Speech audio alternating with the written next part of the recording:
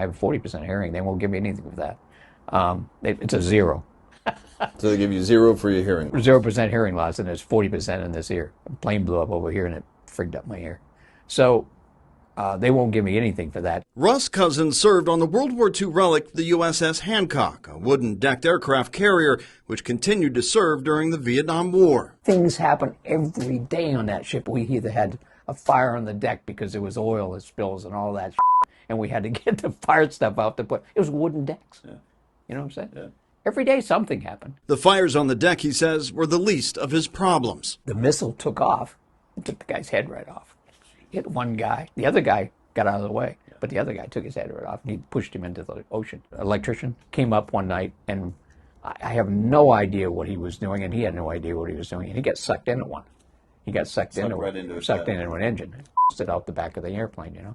So those kind of things. I mean, how could that not impact you? Exactly. Well, that was just one thing. Yeah.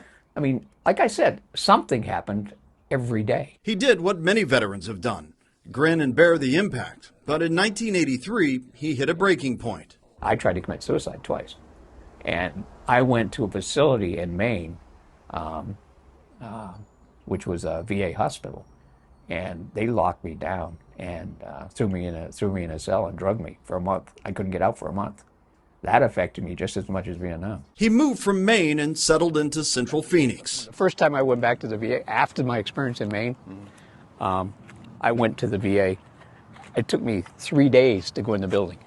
I had to make 3 different appointments. I couldn't go in the building. For more than 3 years, he's gone back and forth with the VA with claims tied to his PTSD, sharing some of the stories just mentioned. On this latest letter here that you just received, dated September 26th, it documents in here saying that you have been diagnosed with PTSD. Correct. Associated with this, but there's still another ask.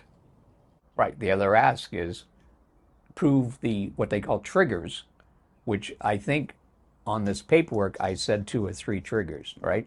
Like I said, I mean, I could have said 200. He says, aside from trying to prove what happened in the middle of war, he says the VA has his service dates on the ship incorrect, which he says also impacts what they believe he saw and what the reality is. What are they saying? The dates that they say you were in Vietnam and the dates that you were in Vietnam? They say I was there 4 months, and I was there from, I was there from April to January. And I say I was there 4 months. So for them to find these triggers, they would at least have to have the dates right that I was there. I've sent numerous questions to the VA tied to Russ's claim. I've also reached out to the Department of the Navy, the National Archives, and the Navy History and Heritage Command. Each have told me that my questions and review of Gary's case won't happen until the government reopens.